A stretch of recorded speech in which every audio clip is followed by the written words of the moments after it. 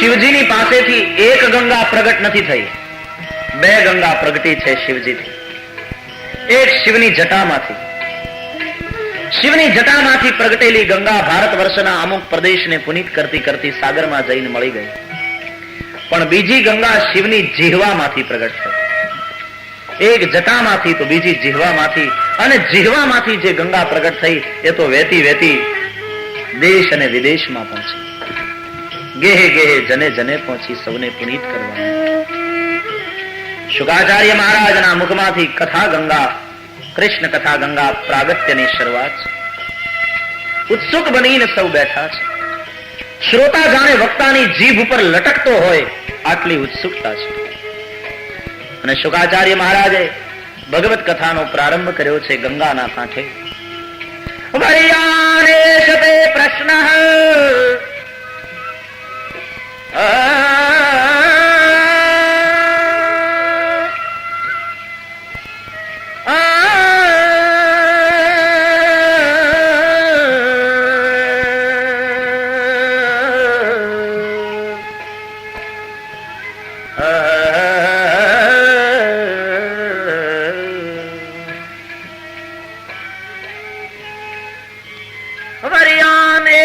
પ્રશ્ન કૃતો લોકહિતો નૃપ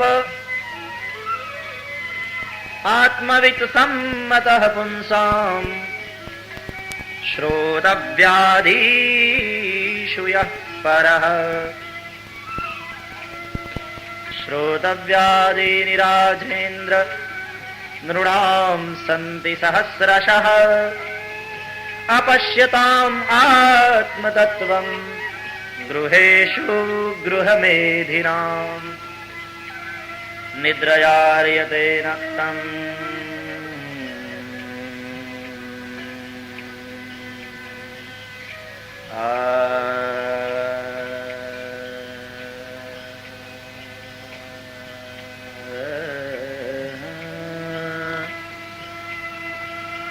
निद्रयार्यते नक्तम् व्यवायेन च वावयः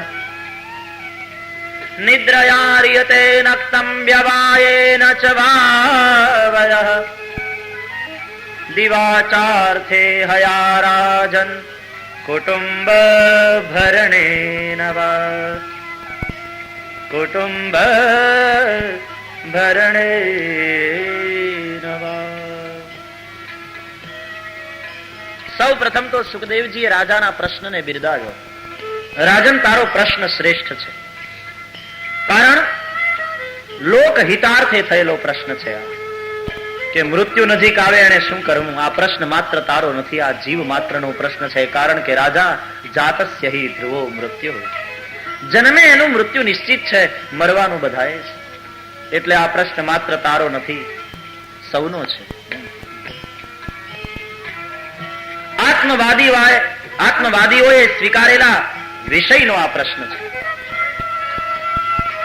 હે રાજવી, સાંભળવા જેવા હજારો વિષયો છે, કરવા યોગ્ય હજારો કર્મ છે, પણ માણસે કંઈ કરવું હોય તો કેવળ વાતોથી તો કંઈ ન થાય. દિવસ અર્થોપાર્જનમાં અને રાત્રિ નિદ્રામાં ગુમાવે છે. દેહ, ગેહ, પુત્ર, પરિવારમાં આસક્ત પોતાના આયુષ્યને વ્રથા જતું જોવે છે, છતાં આંખ આડા કાન કરે છે. પશ્યન અપી ન પશ્યતિ. કોને ખબર નથી કે મરવાનું તો છે જ, સૌ જાણે છે. ધર્મ કોને કહેવાય એ આપણને ખબર છે, અધર્મ કોને કહેવાય એ ખબર છે, પાપ કોને કહેવાય એ ખબર છે, પુણ્ય કોને કહેવાય એ ખબર છે. પણ નથી પાપ છૂટતું અને નથી પુણ્યને માર્ગે આગળ સંચરતો, નથી અધર્મ છૂટતો કે નથી ધર્મનું આચરણ કરતો. બધું જાણે છે. દુર્યોધન કહે છે, જાનામિ ધર્મમ જાનામિ ધર્મમ જાનામિ ધર્મમ ન ચ મે પ્રવૃત્તિ જાનામિ અધર્મમ ન ચ મે નિવૃત્તિ. ધર્મ શું એ હું જાણું છું, પણ મારાથી એનું આચરણ થઈ શકતું નથી. અને અધર્મ શું એ પણ મને ખબર છે, પણ મારાથી એ છૂટી શકતો નથી. આ દુર્યોધનની વૃત્તિ છે, જાણે છે. મરવાનું નક્કી છે, બધાને ખબર છે, છતાં પાપ છોડતો નહીં. आयुष्य वृथा जाए. इसलिए शंकराचार्य कहते हैं आयुर्नश्यति पश्यतां प्रतिदिनं याति क्षयं यौवनम्.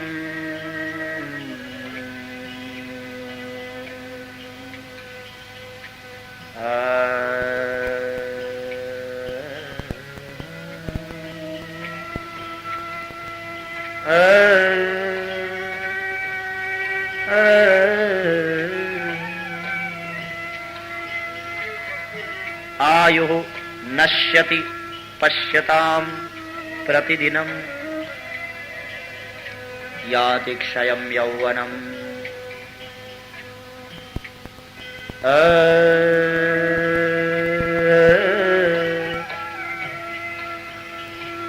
आयुर्नश्यति पश्यतां प्रतिदिनं याति क्षयं यौवनम्.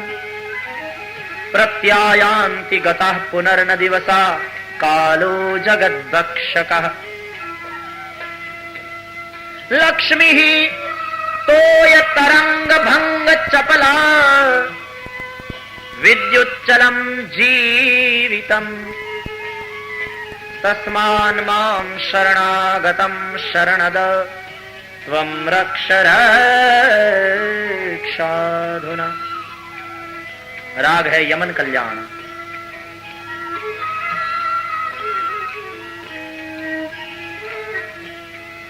પ્રત્યેક પળે આયુષ્યનો નાશ થાય છે. આયુઃ નશ્યતિ પશ્યતામ પ્રતિદિનમ. જીવન એ ફૂટેલા ઘડા જેવું છે. ટીપું ટીપું પાણી પડતું જાય છે, ઓછું થતું જાય છે. प्रत्येक पले आयुष्यનો नाश થાય. हर पल हमें मृत्यु की ओर नजदीक और नजदीक और नजदीक ले जाती है. जैसे ही जन्म हुआ मृत्यु की ओर हमारी यात्रा शुरू हो चुकी है. सूर्योदय हुआ, ठीक उसी क्षण से सूर्यास्त होने की शुरुआत हो चुकी है. यहां वृक्ष जितना ऊपर बढ़ता है उतनी ही उसकी जड़ें भूमि में भीतर भी बढ़ती है.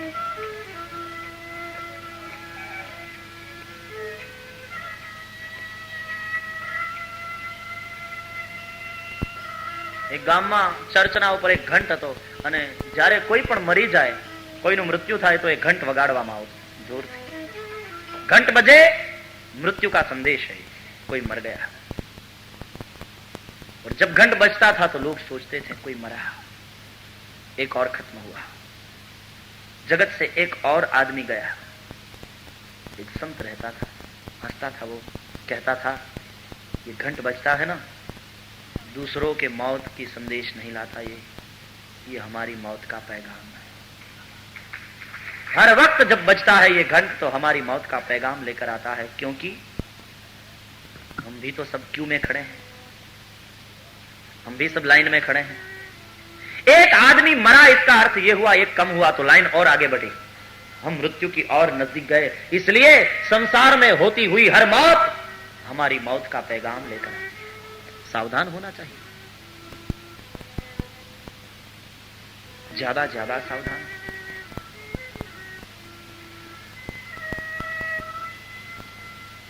બેનો મગ અને ચોખા ભેગા કરીને રાખી મૂકે ને પછી ભલે મહિનો ડબ્બામાં પડ્યા રહે એનો વાંધો નહીં, પણ મગ ચોખા ભેગા કર્યા પછી એની ખીચડી રાંધે તો પછી રાખી ન મુકાય. કાં તો ખાઈ જવી જોઈએ, નહીં તો ખવડાવી દેવી જોઈએ. જીવન રંધાઈ ગયેલી ખીચડી જેવું છે. કાં ખાઈ જાઓ, નહીં તો ખવડાવી દો, વરના બરબાદ હો જાય. આયુઃ નશ્યતિ પશ્યતામ પ્રતિદિનમ યાતિ ક્ષયમ યૌવનમ. યુવાની ઘસાતી જાય છે, વૃદ્ધાવસ્થા તરફ આગળ વધીએ છીએ.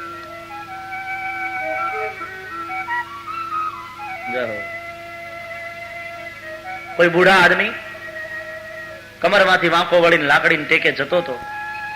એક યુવાને એને જોયો તો એને મશ્કરી કરવાનું મન થયું કે બાપા તમારું શું ખોવાઈ ગયું, વાંકા વાંકા શું શોધો છો? બાપા સમજી ગયા મશ્કરી કરે છે.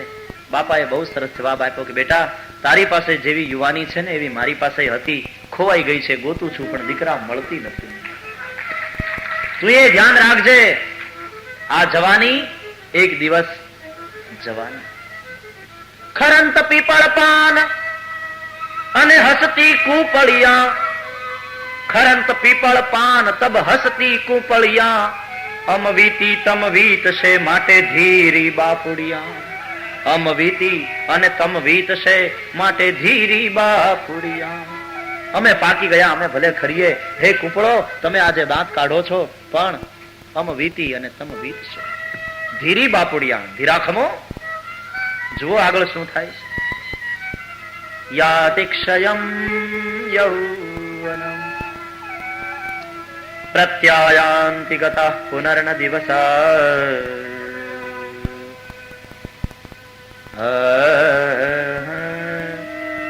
ગયેલા દિવસો પાછા નથી આવતા. માથામાંથી છૂટેલું બાણ, મોઢામાંથી છૂટેલું વેણ, ગયેલો સમય, આંખમાંથી નીકળેલું આંસુ પાછા ના આવે. 31મી ઓગસ્ટે આપણો જન્મ હોય તો એ તો પાછી આવે, પણ ત્યારે 1985 ને બદલે 86 થઈ જાય. ગયેલો સમય પાછો નથી આવતો.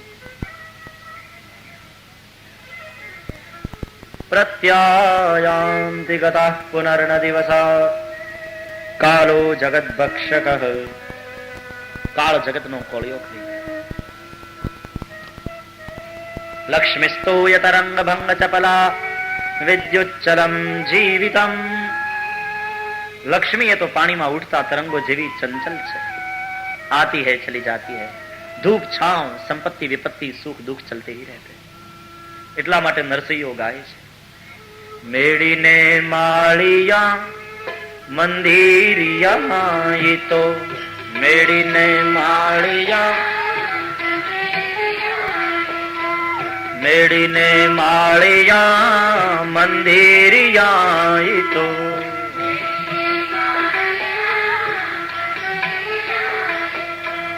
माया मतलब की ये भाई माया, ए भाई माया मतलब की, ए भाई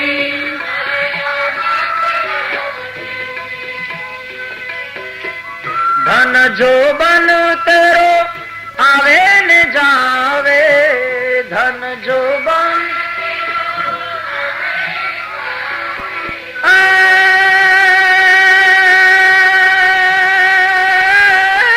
धन जो बन तेरो आवे न जावे, धन जो बन तेरो, ओहो धन जो बन तेरो आवे न जावे, धन जो बन तेरो छाया बादल की हो राम. कभी छांव कभी धूप, बादलानी छाया ક્યાં સુધી રહે? छाया बादल की हो राम.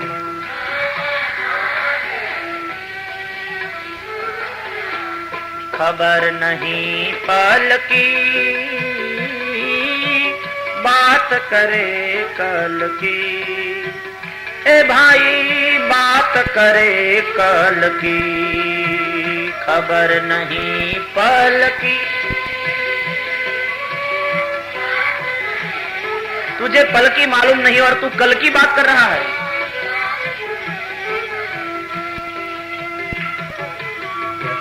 लक्ष्मी स्तोय तरंग भंग चपला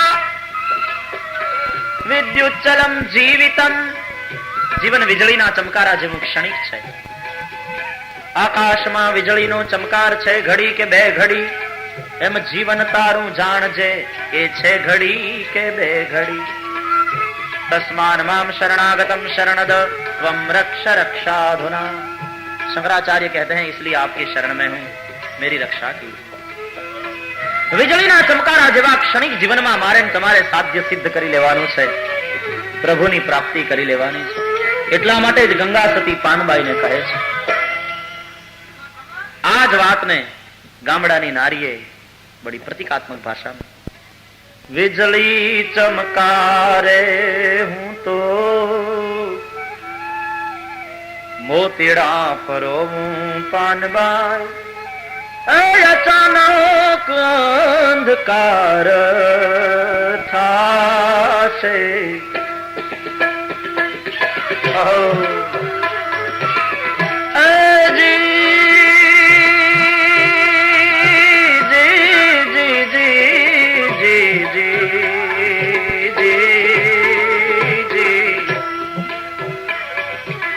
વીજળી ચમકારે હું તો મોતીડા કરો પાનબાઈ અચાનક અંધકાર થાશે. દિવસે ટાઈમ નહીં મળતો રાતે વીજળીના ચમકારામાં મોતી પરોવાના. એમ કેવા માંગે છે હે પાનબાઈ, જીવન વીજળીના ચમકારા જેવું ક્ષણિક છે. એ વીજળીનો ચમકારો થાય એટલી વારમાં જો દોરામાં મોતી પરોવાઈ ગયું તો પરોવાઈ ગયું ને રહી ગયા તો રહી ગયા. એનો અર્થ એ થયો કે હે પાનબાઈ, વીજળીના ચમકારા જેવા ક્ષણિક જીવનમાં જો પ્રભુની પ્રાપ્તિ થઈ ગઈ તો થઈ ગઈ ને નહીં તો રહી ગયા તો રહી ગયા. મોતી પરોવી લો. સારા સારા સદગુણોના મોતી પરોવાના. પરોપકારનું મોતી પરોવી લો, દાનનું મોતી પરોવી લો, શીલનું મોતી પરોવી લો, સારા સારા મોતીડા પરોવી લો, માળા બનાવો.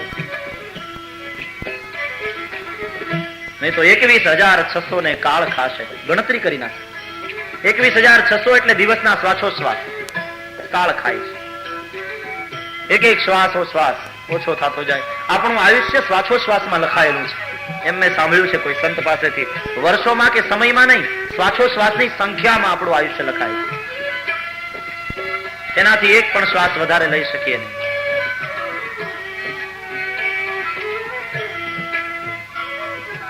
મેરું તો ડગે પણ જેના મનડા ડગે નહીં પાનબાઈ.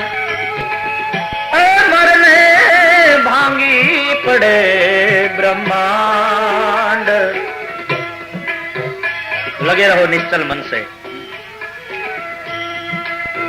विपत्ति पड़े तो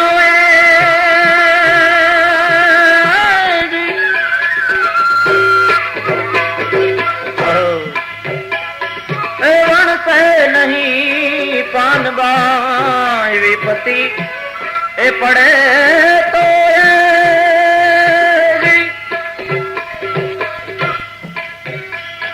वन से नहीं पानबाई. सोई मारा हरि रे जनना परमाण.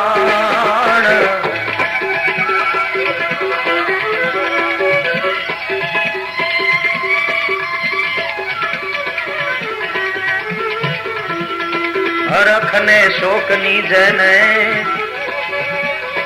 આવે નહીં હેડકી પાનબાઈ. જી આઠે પહોર રેવે એને આનંદ.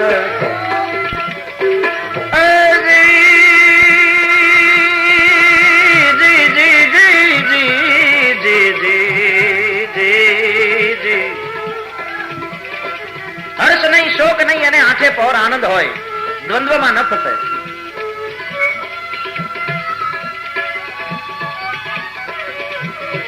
જય હો.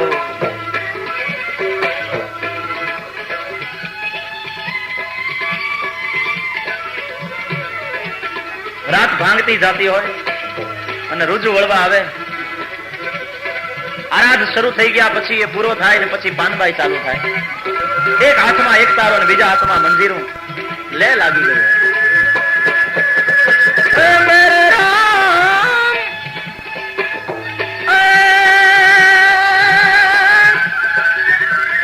જાગો જાગો લોકો મત સુવો, मत करो नींद से प्यार. सपनों जैसो रैन को अरे प्यारा वैसो है परिवार. घर छोड़ के वन में बास किया, मन बास न त्याग कियो ही नहीं. पंचकेश बढ़ाय के धुनी तपे, सत भोग हरि को दियो ही नहीं. सत्संग को रंग सतनाम हरि को लियो ही नहीं, कहे दास सतार समझ रे मना, तूने प्रेम पिया लो पियो ही नहीं, तूने प्रेम पिया लो पियो ही नहीं, तूने प्रेम पिया लो पियो ही नहीं, तूने प्रेम पिया लो पियो ही नहीं। विद्युच्चलम जीवितम तस्मान माम शरणागतम शरणद त्वम रक्ष रक्षाद। तो इतना करो। सब जानते हैं मरना है, कोने खबर नहीं कि देह ने आत्मा जुदा है, बधाने खबर है, બધું જાણીએ, કોઈ અજ્ઞાની નથી, બધાય પરમહંસો બેઠા છે, પરમ જ્ઞાની. સ્મશાનમાં તમે જોજો, વાતો થતી હોય ડાઘુઓની, કોક દિવસ સાંભળજો, અહીં અગ્નિ સંસ્કાર ચાલતા હોય ને અહીં બધા બેઠા બેઠા આવું છે જીવનનું લ્યો, ફટક્યું ફૂટી જાય, પરપોટો ક્ષણિક. એ પંખીડાનો મેળો છે વાલા, સાથે રહેવાનો પછી ફર ઉડી જાવ. શું લાવ્યા હતા શું લઈ જવા, એ દીધું હારે આવે એવી વાતો કરતા હોય એકબીજા. માણસ બહુ ભૂલો, એની આગળથી કોઈ ખાલી હાથે પાછું ગયું નથી, અને એ જ સાચું છે. પ્રારબ્ધમાં હોય ત્યાં સુધી જીવીએ, કોકને કામ આવીએ, હાથમાં માળા લઈ ઠાકરના બે નામ લઈ,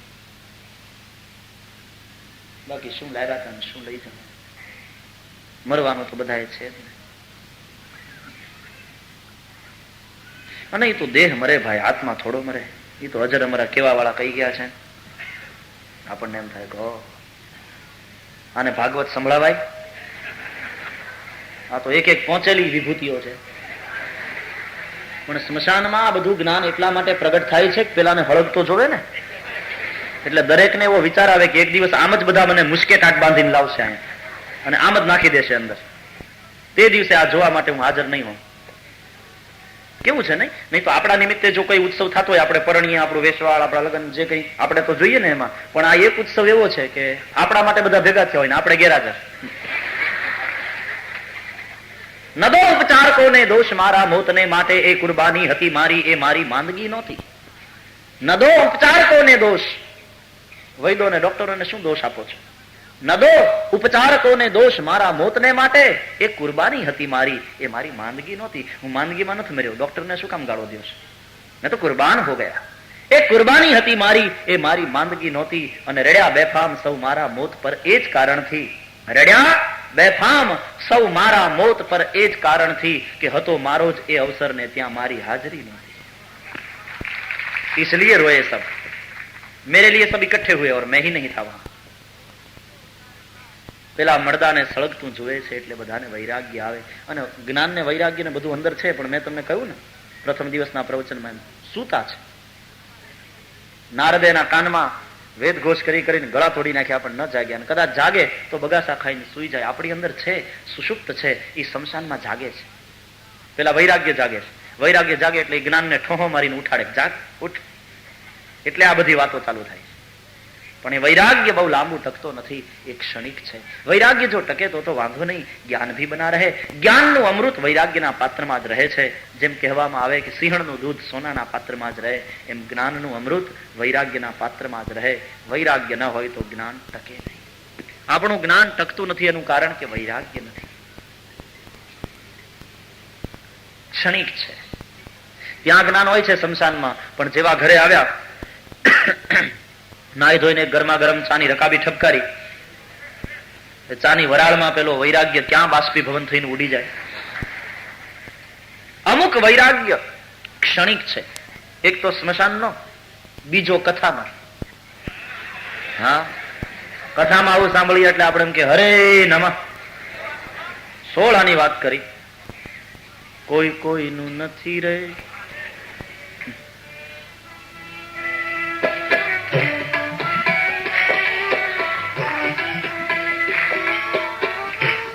અહીંયા એવો વૈરાગ્ય જાગે પણ જેવા કથામાંથી ઘરે ગયા દીકરાનો દીકરો દાદીમાં કહીને ગોદમાં આવ્યો ગયું.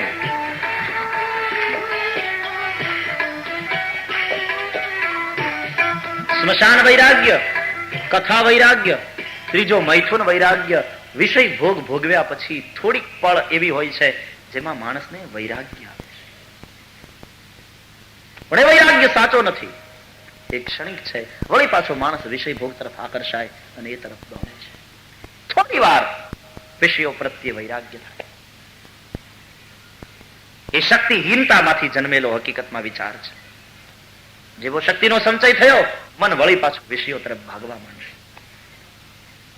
અને ચોથો ક્ષણિક વૈરાગ્ય છે નિષ્ફળતામાંથી જન્મેલો. ખોટું લાગી જાય, માણસને વૈરાગ થઈ જાય. આવું બને ઘણી વાર. માં અને દીકરાની વચ્ચે ઝઘડો થઈ જાય અને વહુનો પક્ષ લઈને દીકરો માની હારે બાંધે એટલે ઈ માને એમ થાય કે અરે કળજગના છોકરા તો જો, આના કરતા પાણો પાક્યો હોત મારા પેટે તો ચટણી વાટવા તો કામ લાગત. તું દીકરો છે કે દીપડો છે? કાલ સવારની આવેલી વહુનો પક્ષ લઈ મારી સાથે તું બાંધે છે ને માને ગાળો દે છે, તને શરમ નથી આવતી? આંસુડા પડવા માંડે. અને ઈડોશીમાં કથા સાંભળી ગયા હોય ને એટલે યાદ આવે, કોઈ કોઈનું નથી. હા, હાથમાં રૂમાલ હોય. ના હક મરે છે બધા, બહકા બોલતા જાતા હો, ગંગા જમના વહેતી હોય, રૂમાલથી લૂછતા જાય, હિમાલય જેવડા નિશાસા નાખતા જાય. હે હરી તું હાચો. છોકરો તો બાંધીને જતો રહે દુકાને. વહુ બપોરે ભાણું પીરસે, ડોશીમાં ખાઈ નહીં, મારે નથી ખાવું. પછી નક્કી કરે સંસાર સ્વાર્થી છે, કોઈ કોઈનું નથી, છોકરા આપણા નથી. બસ હવે તો બધું છોડી હરિદ્વાર જતું રહેવું છે. ગંગાને કાંઠે ઝૂંપડી બાંધીને રહીશું, 3 ટાણા નાશું, અન્ન ક્ષેત્રમાં જ્યાં રોટલો મળે લુખો સુખો ખાઈ લઈશું, ભગવાનનું ભજન કરશું. નક્કી જ કરી નાખે કે રાત નહીં આવે દુકાનેથી એટલે કહી દેવું છે મારી ટિકિટ મગાવી દે, મારે ઘરમાં રહેવું નથી. ભલે ને કાલાવાલા કરે, આપણે નહીં રહેવાનું. રાત પડે ને છોકરો દુકાનેથી ઘેર આવે, ડોશીમાં સૂતા હોય ખાટલા. છોકરો કે કેમ બા અટાણે સૂતી છે, સંધ્યા અટાણે, શરીર બરાબર નથી? કાંઈ નહીં, થોડો તાવ આવી ગયો છે, તો શરીર છે નરમ ગરમ ચાલ્યા કરે. એટલે છોકરો આવીને વળી બાવડું પકડે, લમણે હાથ મૂકે કે શું કળતર છે, આ તો ધકધકે જ શરીર ભઠ્ઠીની જેમ. પોતાની વહુને બોલાવે, અહીંયા આવો, તને ખબર નથી બાને તાવ છે? મીઠાના પોતા મૂક્યા કે નહીં? મેં તો કીધું પણ એ ના પાડે, અડવાઈ દેતા નથી. સવારથી મોગો ચડાવીને બેઠા. છોકરો કે તમે દવા લીધી કે નહીં? તો હવે એમાં દવા શું લેવાની, ગુસ્સામાં બોલતી હોય, એમાં દવા હું એ મટી જાય. તો છોકરો કે નહીં નહીં, એમ મટી જાય એમ ન ચાલે. રોગને ને શત્રુને ને બધાને ઉગતા ડામમાં જોઈએ. તરત ટેલિફોન કરે, ડોક્ટર મહેતા તમે જલ્દી આવો. વિઝિટ માટે બોલાવે. બાને બહુ તાવ છે, ડોક્ટર સાહેબ આવે, બાને તપાસે, થર્મામીટર લઈને માપે, 4.5 તાવ નીકળે, ઇન્જેક્શન આપે, દવા આપે. ડોક્ટરની વિઝિટની ફી, ઇન્જેક્શન વગેરે તો 101 રૂપિયા ડોક્ટરને આપે, બીજી 50 રૂપિયાની દવા લઈ આવે. અને પછી વહુ માથે મીઠાના પોતા મૂકે, છોકરો પગ દબાવવા બેસે.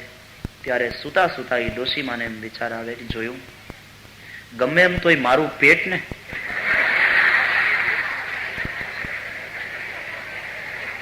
એ તો છોકરાઓ છે, બોલી નાખે, પણ આમ બચાડાના પેટમાં પાપ નહીં હો. અને હું મુઈ બાધ્યા કરું છું. પછી વિચારે ચડે, આ ગંગાને કાંઠે ઝૂંપડું બાંધીને ભજન કરતા હોઈએ, માંદા પડ્યા હોઈએ તો કોઈ ભાવ પૂછવા આવે? હશે એ તો છોકરું છે, બોલી નાખે.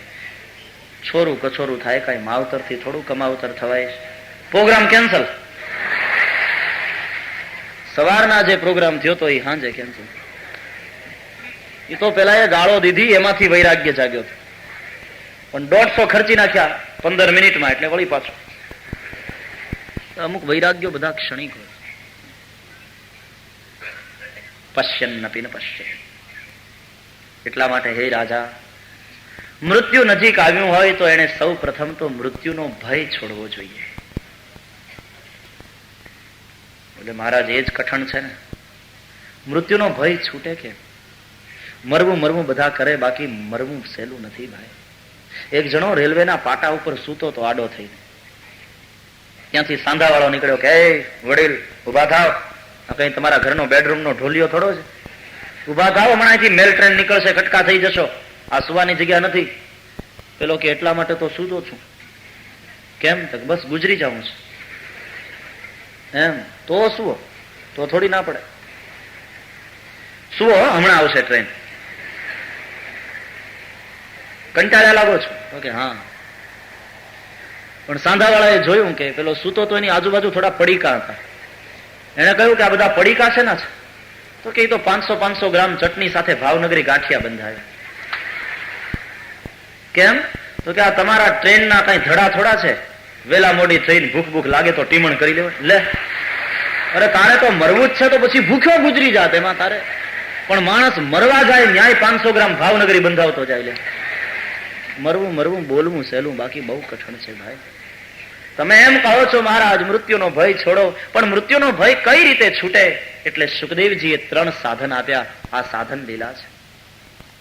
તસ્માદ ભારત સર્વાત્મા ભગવાન ઈશ્વરો હરિ શ્રોતવ્ય કીર્તિતવ્યશ્ચ સ્મરતવ્યશ્ચેચ્છતા ભયમ. શ્રવણ, સ્મરણ અને કીર્તન 3 સાધન. હરિકથા શ્રવણ કરો. શ્રવણ શ્રદ્ધાથી કરવું જોઈએ. કીર્તન, કંચન અને કીર્તિનો લોભ છોડીને કરવું. કલવ કેશવ કીર્તન. કીર્તન શબ્દને ઉલટાવો તો નર્તકી થાય. માયારૂપી નર્તકી સૌને નચાવે છે. એના મોહપાશમાંથી છૂટવું હોય તો માયાપતિના નામનું સંકીર્તન કરો. ઉલટાવી નાખો. અને સ્મરણ, જગતનું વિસ્મરણ થાય અને પ્રભુનું સ્મરણ થાય તો મરણ સુધરી જાય. તો શ્રવણ, સ્મરણ, કીર્તન. શ્રવણ શ્રદ્ધાથી કરવું, અને શ્રવણ સત્સંગ વિના તો થાય નહીં. બેનું સત્સંગ અને હરિકથા એટલે સત્સંગ કરવું. હરિકથા શ્રવણ કરવું શ્રદ્ધાથી. ભગવત કથા શ્રવણમાં નેત્ર શ્રોત્ર બંને ભગવાનમાં લાગેલા રહે છે. મનને બગાડનારી વધારામાં વધારે કારણભૂત આ 2 ઇન્દ્રિયો છે, નેત્ર અને શ્રોત્ર. ખોટું સાંભળવાથી અને ખોટું જોવાથી જ પાપ મનમાં પ્રવેશે છે. એટલા માટે જ બ્રાહ્મણો પૂજાના પ્રારંભમાં નેત્રોદક સ્પર્શ કહે છે. આંખ અને કાનને પાણી અડાડો ભાઈ, નેત્ર અને શ્રોત્રને પવિત્ર કરો. આપણે ત્યાં યજુર્વેદમાં, વેદ મંત્રોમાં પણ ઋષિઓએ દેવતાઓની પાસે એ જ માગણી કરી. હરિ ઓમ ભદરં કારણેભિઃ શૃણુયામ દેવ ભદરં પશ્યેમાક્ષભિર્જતરાઃ સ્થિરૈરંગૈસ્તુષ્ટુવાઘ્ઘુંસસ્તનુ વિરવ્યશેમહિ દેવહિतं યદાયુઃ શતમિન્नु શરદો અંતિ દેવા જદરાનશ્ચકરા જરસંતનૂનામ પુત્રાસો જત્ર પિતરો ભવન્તિ માનો મદ્યારીરિખતાયુર્ગંતો ભદરં કર્ણેભિઃ શૃણુયામ દેવા ભદરં પશ્યેમાક્ષભિર્જતરાઃ. હે દેવતાઓ, અમે અમારા નેત્ર વડે અમારું કલ્યાણ થાય એવું જોઈએ, અમે અમારા કાન વડે અમારું કલ્યાણ થાય એવું સાંભળીએ. પાપ અને પરમાત્મા એ બંને નેત્ર અને શ્રોત્ર વડે અંદર આવે છે. ભગવત કથામાં નેત્ર અને શ્રોત્ર એ બંને પરમાત્મામાં લાગેલા રહે છે. પરમાત્મા ભીતર પધારે છે. યસ્યાહ શ્રવણ માત્રેણ હરિશ્ચિત્તમ સમાશ્રય. શ્રવણ માત્રથી ચિત્તમાં શ્રી હરિ પ્રગટ થાય. તો શ્રવણ, કીર્તન અને સ્મરણ. સ્મરણ અને કીર્તનમાં થોડો ભેદ છે. સ્મરણ એકાંતમાં થાય. કીર્તન બધા ભેગા થઈ સમૂહમાં ગાઈએ વૈખરીથી, વાજિંત્ર વાગતા જતા હોય, તાળીઓનો તાલ, તો શ્રવણ, સ્મરણ અને કીર્તન એ ત્રણેય મનને વિશુદ્ધ કરવાના સાધન છે. રાજન, સાંખ્ય યોગ વડે સ્વધર્મમાં નિષ્ઠા રાખ્યું. યાદ રહે, મૃત્યુ જેનું નજીક આવે એને શું કરવું જોઈએ એ સુખદેવજી બતાવે છે. તમને એમ થશે પરીક્ષિતને તો ખબર પડી ગઈ કે મૃત્યુ નજીક આવ્યું છે મારું, આપણને કેમ ખબર પડે કે નજીક આવ્યું છે કે નહીં? ખબર પડી જાય. કાળ નોટિસ મોકલાવ્યા વિના આવતો નથી. વાળ કાળા મટીને ધોળા થાય એટલે સમજવાનું નજીક આવ્યું, મોઢું બોખું થાય એટલે સમજવાનું ટાણું નજીક આવ્યું છે. આંખો જાય, કાન જાય, દરવાજા બંધ થવા માંડે બધા. આપણે બાર ગામ જવું હોય, ગામતરે જવું હોય તો આપણે નથી બારી બારણા બંધ કરીએ, બધું પેક કરીએ, હીટિંગ સિસ્ટમને ઓફ કરી નાખવી, બધું કરીએ જ ને. દૂધવાળો બાટલીને મૂકી જાય એટલે ચીઠી મૂકી દઈએ, બધી તૈયારી કરીને નીકળવું પડે. બારી બારણા બધું બંધ કરીએ, લોક કરીએ. એમ આ બધા બારી બારણા બંધ થવા માંડે, આંખે દેખાય નહીં, કાને સંભળાય નહીં, મોઢું બોખું થાય, બારી બારણા બંધ થવા માંડે. એનો અર્થ એમ કે જીવાભાઈ હવે ગામત્રાની તૈયારી કરે. ખબર પડી જ જાય નજીક આવ્યું છે. મૃત્યુનો ભય છોડવાનો, ભય છોડવા માટે ભાવ જાગે તો ભય ભાગે. આ સીધું સાદું સૂત્ર છે. અને ભાવ જાગે એટલા માટે ત્રણ સાધન: શ્રવણ, સ્મરણ અને કીર્તન. પછી સાંખ્ય યોગ દ્વારા સ્વધર્મમાં નિષ્ઠા રાખવાની. સ્વધર્મે નિધનમ શ્રેય પરધર્મો ભયાવા. સ્વધર્મનું પાલન કરતા કરતા મૃત્યુ થાય તે શ્રેયસ્કર છે. ભલે સારી રીતે આચરેલો ધર્મ પણ પરધર્મ એ ભયાવા છે. સ્વધર્મ એટલે શું? હું હિન્દુ મુસલમાન એમ નહીં.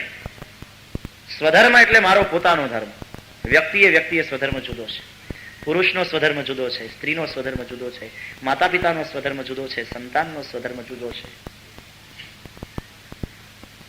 ધર્મ એ માત્ર ધર્મ નથી. ધર્મનો મર્મ સમજજો. ધર્મ ઇઝ સાયન્સ ઓફ બિહેવિયર. માત્ર પૂજા પાઠ જ નહીં. કયે સમયે કોની સામે, કયે સ્થળે મારે કેમ વર્તવું, હાઉ ટુ બિહેવ, એ મને મારો સ્વધર્મ શીખવાડે. મારું કર્તવ્ય શું? સ્વધર્મને નક્કી કરનારું તત્વ છે વિવેક. અને વિવેક આવે છે સત્સંગથી. વિવેક સ્વધર્મ નક્કી કરશે. અને વિવેક સ્વધર્મને નક્કી કરતા ત્રણ વસ્તુને જોયે છે: સ્થળ, પાત્ર અને સમય. સ્થળે સ્થળે સ્વધર્મ જુદો. ન્યાયાધીશ ઘરમાં હોય ત્યારે એનો સ્વધર્મ જુદો, અને એ કોર્ટમાં હોય ત્યારે એનો સ્વધર્મ જુદો. ઘરે પોતાના છોકરાને એમ કે આવો બેટા તને ખોળામાં બેસાડું તો બરાબર, કોર્ટમાં આરોપીને એમ કે અહીંયા આવો દીકરા, તો સ્વધર્મ ચૂકે છે.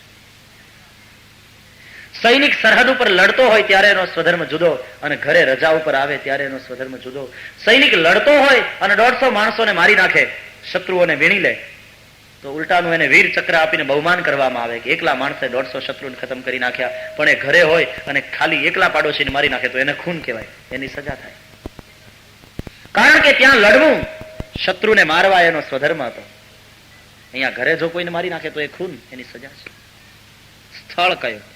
આપણે ઘરે હોઈએ ત્યારે આપણો સ્વધર્મ જુદો, આપણે કથામાં હોઈએ ત્યારે આપણો સ્વધર્મ જુદો.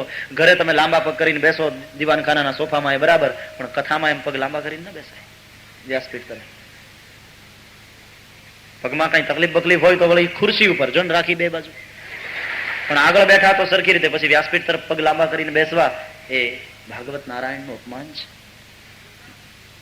ત્યાં અમન્ય રાખવી જોઈએ.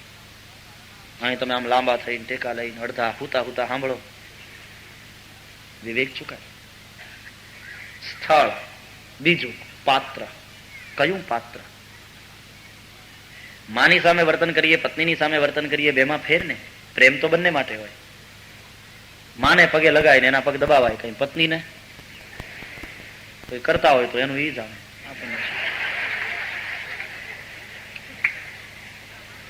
પાત્ર કયું? સખા સાથે જેમ વર્તતા હોઈએ એમ સંત સાથે ને વર્તન કરાય. આપણો સખા હોય, મિત્ર હોય, એ ઘણા લાંબા સમય મળે તો આપણે એના વાહામાં ધબ્બો મારીને પૂછીએ, શું યાર તું તો દેખાતો નહોતો. પણ સંત તમારે ત્યાં 1.5 વર્ષે આવે ને એને ધબ્બો મારીને પૂછાય, શું યાર તમે તો દેખાતા. તબ અવિવેક હો જાયેગા. तुम धर्म चूके हो वहां। સ્થળ, પાત્ર, ત્રીજું સમય. સમય કયો એ જોવું જોઈએ. લગન ને ટાણે મોઢા સોગિયા ન રખાય ને ખરખરા ને ટાણે દાંત ન કઢાય. સમય કયો એ જોવું જોઈએ.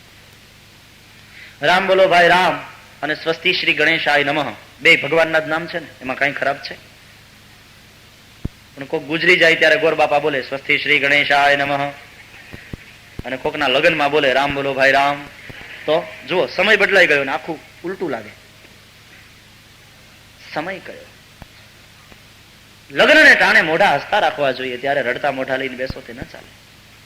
અને ખરખરા કરવા જાઓ ત્યારે જરાક આમ ગંભીરતા હોવી જોઈએ, ત્યારે દાંત ન કઢાય. એટલે ગુજરી ગયા નહીં, આમ ખરખરો ચાલુ થાય. શું થયું તું કેમ કરતા? પેલો કે બસ 12:30 હાર્ટ એટેક ને 1 વાગે. લે આવું છે, ફટકી ફૂટી જાય. કાલે હજી ભેગા બેહીને ચા પીધી, આજ તો ગુજરી ગયા ને. આવું છે, લે ગુજરી ગયા. આવું તું ખરખરો કરે છે કે મસ્કરી કરે છે? દાંત કાઢતા કાઢતા ખરખરા થાય. ભલે ગયા, હવે આમે જવાનું જ છે ને બધા. ગયા છૂટ્યા બચારા.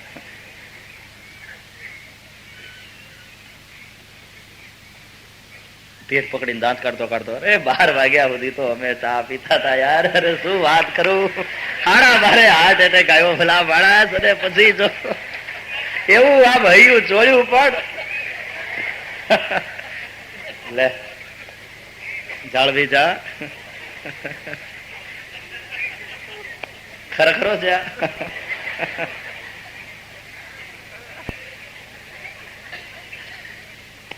એમાં તકલીફ તો એ ઘણા સમજ્યા વગર ખરખરા કરે. કોક ગુજરી ગયો ને કોક ના ખરખરા કરે.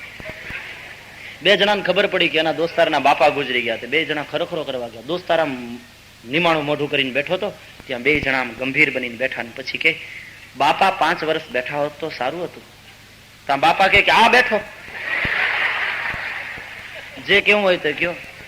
ત્યારે ખબર પડી કે આની તો બા ગુજરી ગયા છે અને આપણે બાપાનું લઈને બેઠા. ખોટું ધબકાવાનું સાવ. ગુજરી કોક ગયું હોય, કોકના નામના ખરખરા. તમે દેશમાં ગયા હશો ખબર છે, પેલા તો કૂટવાની ને એમ ત્યાં વિધિ હતી. પેલા બહુ જ રડવાનું, આમ ઘૂંટો તાણે પછી કૂટે, જોર જોરથી આમ છાતીમાં હાથ પછાડે. પણ આપણને એમ થાય, અવાજ એવો આવે આપણને એમ થાય કે અરે ભાંગી જાય. પણ એને કઈ ન થાય, એ બહુ સમજીને કરે. અવાજ આવે પણ એ છાતી ઉપર માર્યાનો નહીં, હાથના ઉપર આમ કરી પછી હળવેકથી મૂકે, એના અવાજ હોય. અમુક જ્ઞાતિમાં તો હજી સૌરાષ્ટ્રમાં એવા રિવાજ છે કે ખરેખરે આવે ને કાણે બાપા કે આ બેઠો, જે કેવું હોય તે કયો. ત્યારે ખબર પડી કે આની તો બા ગુજરી ગયા છે અને આપણે બાપાનું લઈને બેઠા. ખોટું ધબકાવાનું સાવ. ગુજરી કોક ગયું હોય, કોકના નામના ખરખરા. તમે દેશમાં ગયા હશો ખબર છે, પેલા તો કૂટવાની ને એમ ત્યાં વિધિ હતી. પેલા બહુ જ રડવાનું, આમ ઘૂંટો તાણે પછી કૂટે, જોર જોરથી આમ છાતીમાં હાથ પછાડે. પણ આપણને એમ થાય, અવાજ એવો આવે આપણને એમ થાય કે અરે ભાંગી જાય. પણ એને કઈ ન થાય, એ બહુ સમજીને કરે. અવાજ આવે પણ એ છાતી ઉપર માર્યાનો નહીં, હાથના ઉપર આમ કરી પછી હળવેકથી મૂકે, એના અવાજ હોય. અમુક જ્ઞાતિમાં તો હજી સૌરાષ્ટ્રમાં એવા રિવાજ છે કે ખરેખરે આવે ને કાણે કહેવાય એને કાઠિયાવાડી ભાષા. અમારે તો એવું છું એકવાર કે ખરેખરે જાતી હતી થોડી બહેનો, અને પછી એસટી ની બસમાં બેઠી. કંડક્ટર કે ક્યાં જાઉં ટિકિટ? તો કે કાણે. અરે કાણે તો બરાબર, પણ કે ગામ, મારે ટિકિટ ક્યાં નહીં ફાડવી? તો કાણે નીકળ્યા. ક્યાં જાઉં? તો કાણે. અરે પણ કે ગામ ઈ તો કયો, કાણે મારે શું સમજવું આમાં, ટિકિટ કેટલી ફાડવી? પછી અમુક જ્ઞાતિમાં એવો રિવાજ કે ઠેઠ નાંગળેથી ચાલુ કરે, મતલબ પછાડ ખાવાનું. આમ એવા આમ કોણી ભટકાવે પેલા ધરતી ઉપર. પણ ખરેખર હેઠે હાથ રાખે ને પછી હળવેકથી ઓલી બેનો અંબો અંબો વિછ્યો છે, હું ક્યાંક નથી રમતી એમ. જરાય વાગે. અને એમાં બહેનો તો હજી રડે વળી, એની આંખમાં આંસુ હોય, પણ પુરુષો ખરખરો કરે ત્યારે એવા ભૂંડા લાગે. એ બાજુ તમે ગયા હશો, જોયું હશે, ત્યાં રિવાજ છે ખંભે ક્યાંક લેતું જવું જોઈએ, ફાળિયું કેવું, અને પછી ઓઢે પુરુષો, અને રડતા રડતા આવે આમ રાગ કાઢી નાંગળેથી, અને પછી ફળિયામાં ઉભડક બેસે. એટલે આ જે ઘરવાળા હોય ને, જેના ઘરના ગુજરી ગયા હોય, એના કોઈ કાકા મામા ભત્રીજો એને છાના રાખવા માટે ઉભા થાય, ફળિયામાં પેલો ઓઢીને ઉભડક બેસીને રડતો હોય, ત્યાં જઈને એના માથેથી આમ કપડું થોડુંક આમ ઊંચું કરે પકડીને, લ્યો હવે જાળવી જાવ, એટલે તરત ખોલીને બેસી જાય. એક આંસુ ના હોય, તરત ચાટ કરી લે. એવા નાટક ચાલે.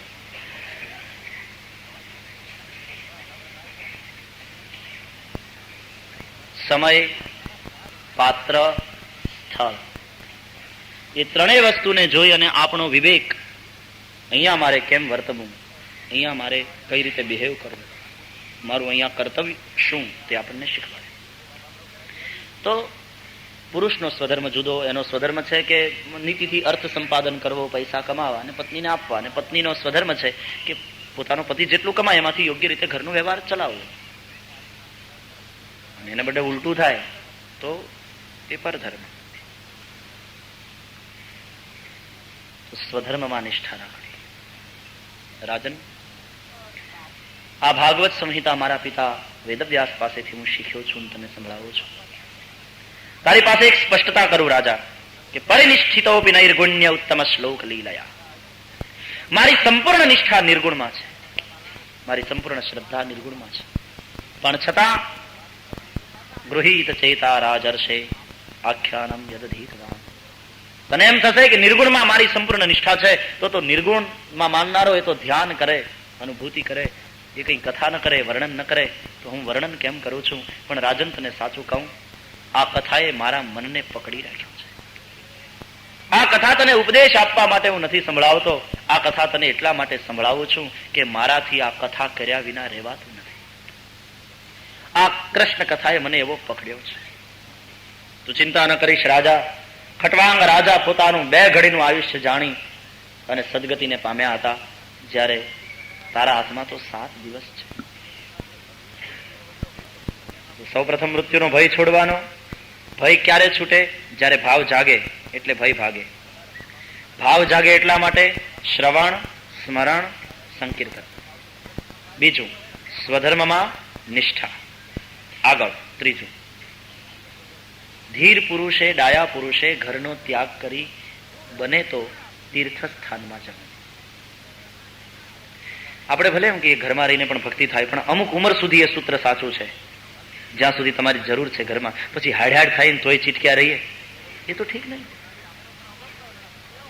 અને પછી અનેક ઉપાધિઓ આવે છે, અનેક વિટંબણાઓ આવે છે. એટલે ધીર પુરુષે તીર્થમાં જઈ અને વાસ કરે, એકાંતમાં રહેવું. એકાંત એટલે બારી બારણા બંધ હોય ને આપણે ઘરમાં એકલા હોઈએ તે એકાંત. આપણે ઘરમાં એકલા, પણ આપણા મનમાં કેટલા? એકાંત એ તો સાધવાની વસ્તુ છે. એકાંતનો સાચો અર્થ છે એક ઈશ્વરમાં સર્વનો અંત, એનું નામ એકાંત. મન અને ઇન્દ્રિયોનો એક ઈશ્વરમાં જ અંત, એમાં લય કરવો, એકાંત સાધવાની છે. લેકિન યાદ રહે, પારાને પચાવવો જેટલો કઠણ મર્ક્યુરી, એટલું એકાંત પચાવવું કઠણ છે. જે એકાંત સંતો અને ઋષિમુનિઓને ભગવાનનું ભજન કરવાની પ્રેરણા આપે છે, એ જ એકાંત અનઅધિકારીને પાપ માટે પણ પ્રેરિત કરે છે. માણસ એકાંતમાં પાપ કરે છે. જો યોગ્ય ભૂમિકા નહીં થઈ હોય તો એકાંત પાપને માટે પ્રેરક બનશે, સુવિધા પૂરી પાડશે. એક ભૂમિકા થયા પછી એકાંતમાં, જ્યાં સુધી એકાંતની ભૂમિકા નથી થઈ ત્યાં સુધી તો કોઈના સંગમાં રહેવું. પણ સંગમાં રહેવું તો પાછું કોના સંગમાં રહેવું એ જાળવવાનું, સમજવાનું. વળી ગંગા સતી યાદ આવે છે. સંગત કરો તો પાનબાઈ એવા નર નિકરજો. સંગત કરો તો પાનબાઈ એવા નર નિકરજો રે, ભજનું માં રાખે ભર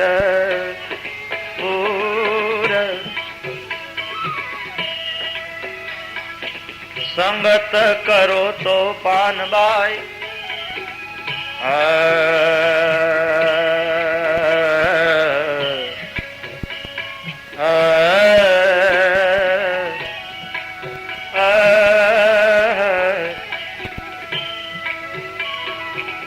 સંગત કરો તો પાનબાઈ એવા નરની કરજો રે ભજનું માં રાખે ભર પૂર ભજનું માં રાખે ભર પૂર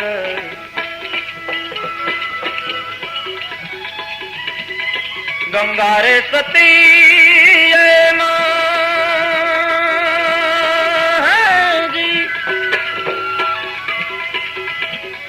બોલિયા ને રે ગંગા રે સતી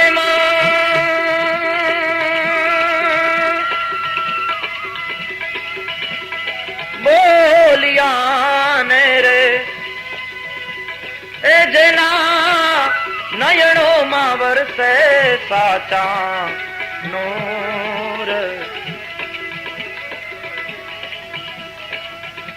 જેના સાનિધ્યમાં બેઠા પછી કોઈ લૌકિક વાર્તા ન હોય, ભજનમાં જે ભરપૂર રાખે એવા સંતના સાનિધ્યમાં રહેજો, એનો સંગ કરજો પાનબાઈ.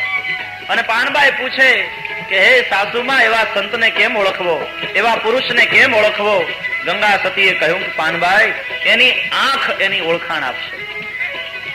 આંખ એ તો આત્માનો અરીસો છે.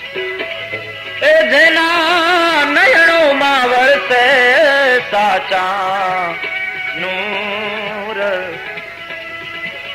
મેરું તો ડગે પણ જેના મનડા ડગે નહીં પાનબાઈ મરને ભાંગી પડે બ્રહ્માંડ વિપત્તિ પડે તો એ વણસે નહીં પાનબાઈ સોઈ મારા હરિ રે જનના પરમાણ સોઈ મારા હરિ રે જનના પરમાણ સોઈ મારા હરિ રે જનના પરમાણ. આવા પુરુષના સંગમાં અનેક ભૂમિકા થાય પછી એકાંતવાસ. હવે સાધના શરૂ કરવાની. તો સૌ પ્રથમ ચિતાસન જિતશ્વાસ જિતસંગો જિતેન્દ્રિય. આસન જીતવાનું. અહીંયા અષ્ટાંગ યોગની વાત છે. યોગના 8 પ્રકાર, 8 અંગ છે. યમ, નિયમ, આસન, પ્રાણાયામ, પ્રત્યાહાર, ધારણા, ધ્યાન અને સમાધિ. આ અષ્ટાંગ યોગ છે. 5 યમ અને 5 નિયમ. યમ નિયમ નહીં હોય તો આસન સિદ્ધ નહીં થાય. યમ નિયમ પછી આસન. એટલા માટે શિવજીના મંદિરનો અભ્યાસ કરવા જેવો છે. શિવાલયના દર્શન સમજીને કરવા જેવા છે.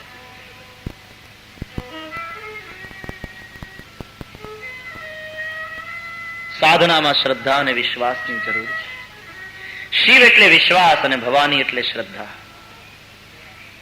વિશ્વાસથી પ્રેમ ભક્તિની પ્રાપ્તિ, બિન વિશ્વાસ ભક્તિ નહીં. અને શ્રદ્ધાથી જ્ઞાનની પ્રાપ્તિ. શ્રદ્ધાવાન લભતે જ્ઞાનમ સૂત્ર. श्रद्धा थी ज्ञान, विश्वास थी भक्ति. दोनों बातें हैं, ज्ञान भक्ति. जो मार्ग आपको उचित लगे सो ले. પણ જ્ઞાનના માર્ગમાં પરિપૂર્ણ વૈરાગ્ય આવશ્યક છે. પરિપૂર્ણ વૈરાગ્ય ન હોય ત્યાં સુધી જ્ઞાનના માર્ગમાં સિદ્ધિ મળતી નથી. જ્યારે ભક્તિના માર્ગમાં પરમાત્મા પરિપૂર્ણ પ્રેમ માગે છે.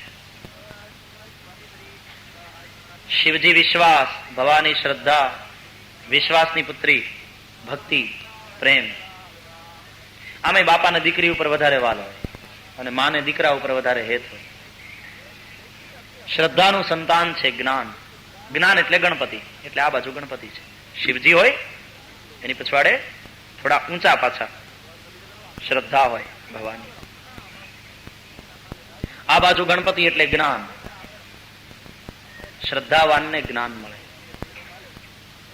જ્ઞાનીનું પેટ મોટું હોય, જ્ઞાનીના કાન મોટા હોય, જ્ઞાનીનું નાક મોટું હોય. એનો અર્થ સ્થૂલ અર્થ નથી. જ્ઞાનીનું નાક મોટું, નાક એટલે આબરૂ, નિષ્કલંક એનું જીવન. એટલા માટે તો સંતના વંદન કરતા એના ચરિત્રને કપાસની ઉપમા આપી તુલસીજી. સાધુ ચરિત શુભ ચરિત કપાસુ, નિરસ બિસદ ગુણમય ફલ જાસુ. બિસદ ડાઘાડોગી વગરનું, કલંકનો કાળો ડાઘ નહીં, આબરૂ વાળો હોય, નાક મોટું, કાન મોટા એટલે બધાનું સાંભળે. નાનામાં નાની વ્યક્તિનું પણ સાંભળે. હું જ્ઞાની એટલે હું બધાને સંભળાવું, હું કોઈનું સાંભળું નહીં, આવું અભિમાન એને ના હોય. બધાયનું સાંભળે. પેટ મોટું એટલે ઉદાર હોય, ધીર ગંભીર હોય. કોઈ એને વાત કરી તો એ બરાબર પ્રાઇવસી જાળવે, એની સિક્રેસી જાળવે. પેટ મોટું. अंग्रेजों ने एलिफेंट गॉड कहा है.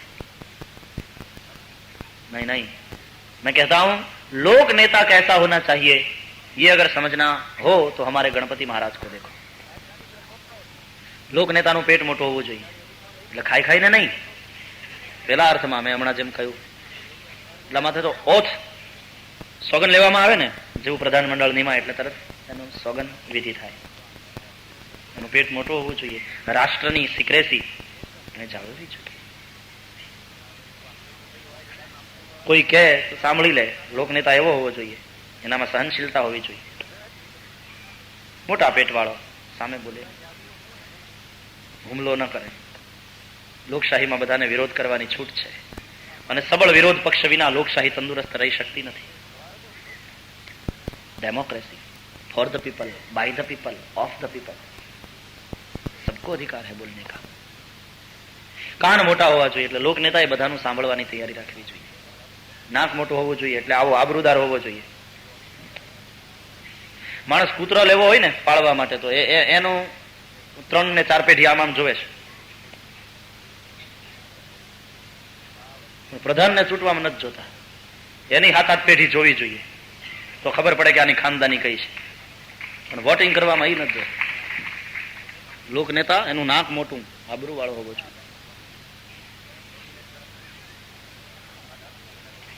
અને છતાં પણ આટલો મોટો માણસ હોવા છતાં પણ, ગણપતિ આટલા મોટા છતાં પણ એ ઉંદરડા ઉપર બેસે તો ઉંદરડાને કાંઈ ન થાય, મરે નહીં. એટલે આવો હોવો જોઈએ. પાછો એક નાનામાં નાની વ્યક્તિ ઉપર પણ એ કદાચ ત્યાં જાય તો એને બોજા, એના બોજા તળે પ્રજા કચડાઈ ન જવી જોઈએ. ગવર્મેન્ટનો જેટલો ખર્ચો, રાષ્ટ્રનો જેટલો ખર્ચો અંતે તો પ્રજા જ વહન કરે છે ને, ટેક્સેશન દ્વારા, ટેક્સ દ્વારા. એ ઉંદરડો ગુજરી ન જાય એનું ધ્યાન રાખવું જોઈએ. એટલા બધા ટેક્સ એના ઉપર નાખી દે બોલો જીવી જ ન શકે બિચારો, રાષ્ટ્રનું અર્થતંત્ર ભાંગી પડે, એમ પણ ન થવું જોઈએ. ઉંદરડો એટલે ઉદ્યમ. રાષ્ટ્રના ઉદ્યોગ ધંધા, વેપાર ધંધા, પોલિસી એવી હોવી જોઈએ કે ઉલટાનું એને ઉત્તેજન મળે, એ ભાંગી ન પડે, એ દબાઈ ન જાય. ખેર, ગણપતિ એટલે જ્ઞાન. એના 2 પત્ની છે, રિદ્ધિ સિદ્ધિ. જ્ઞાન હોય ત્યાં રિદ્ધિ સિદ્ધિ આવે, પણ એમને એમ ના આવે. એનું વાહન ઉંદરડો. ઉંદરડો એટલે ઉદ્યમ. ઉદ્યમ કરે, મહેનત કરે તો રિદ્ધિ સિદ્ધિ આવે. ડોક્ટર તો થયો, જ્ઞાન આવ્યું, ડિગ્રી આવી, પણ જો એ પ્રેક્ટિસ ન કરે તો એને ત્યાં રિદ્ધિ સિદ્ધિ ક્યાંથી આવે? સાથે ઉંદરડો હોવો જોઈએ. તો ઉંદરડો એટલે ઉદ્યમ. નહીં તો આપણને વિચાર ન થાય ક્યાં આટલા મોટા પેટ વાળા, હાથીના મોઢા વાળા ગણપતિ બાપા, અને ક્યાં આટલો નાનો એવો ઉંદરડો. અને ઉંદરડો મોટો હોય ને કેવડો હોય. અમારે મુંબઈ થાય છે હનુમાન ગલીમાં, સસલા જેવડા વધી. તો ગણપતિ એના ઉપર બેસે તો ઉંદરડો એને ઊંચકીને ચાલવાનું એક બાજુ રહ્યું, ગુજરી ન જાય. પણ એ પ્રતિકાત્મક છે. ઉંદરડો ઉદ્યમ છે. તમે જોજો, ઉંદરડો કોઈ દિવસ નવરો નહીં બેસે, બિઝી હોય એકદમ. કામ કેવું કરે એ તો આપણને ખબર છે. કબાટ ખોલીએ એટલે ખબર પડે. 2 મહિના બહાર રોકાઈને ઘરે આવીએ તો ઉકેરા કાઢી નાખ્યા હોય, અંડરગ્રાઉન્ડ કંઈક માર્ગ તૈયાર કરી નાખ્યા હોય. ઉદ્યમ છે. આ બાજુ હનુમાનજી. હનુમાન એટલે વૈરાગ્ય. કહીએ તાત સોઈ પરમ વિરાગી, તૃણસમ સિદ્ધિ તીની ગુણ ત્યાગી. આ ચોપાઈ હનુમાનજીના જીવનમાં ચરિતાર્થ થઈ છે. એને કંઈ નથી જોઈતું. કિષ્કિંધાનું રાજ્ય સુગ્રીવને મળ્યું એમાં હનુમાનજી કારણભૂત છે. લંકાનું સિંહાસન વિભીષણને મળ્યું એમાં હનુમાનજી કારણભૂત છે. અને 14 વર્ષના વનવાસને પૂરો કરીને પછી અયોધ્યાના સિંહાસન ઉપર શ્રી રામ જો તપતા હોય તો એમાં હનુમાનજી કારણભૂત છે. અવધનું પદ રામને અપાવવામાં હનુમાનજી નિમિત્ત, કિષ્કિંધાનું પદ સુગ્રીવને અપાવવામાં હનુમાન નિમિત્ત, વિભીષણને લંકાનું પદ અપાવવામાં હનુમાનજી નિમિત્ત. અને છતાં હનુમાનજીને કાંઈ ન મળ્યું છતાં એવા નાચે છે. રામ રાજ્યાભિષેક થયો ત્યારે તો સીતાજીને બહુ આશ્ચર્ય થયું. સીતાજીને થયું કે આ હનુમાન આટલા બધા કેમ નાચે છે રાજી થઈને. રામજી હનુમાનજીને બોલાવ્યા અને કહ્યું કે અહીંયા આવો હનુમાન, મને તો અયોધ્યાની ગાદી મળી, વિભીષણને લંકાની ગાદી મળી, સુગ્રીવને કિષ્કિંધાનું રાજ્ય મળ્યું, એટલે અમે તો રાજી હોઈએ બરાબર, પણ તું આટલો બધો રાજી થઈને કેમ નાચે છે?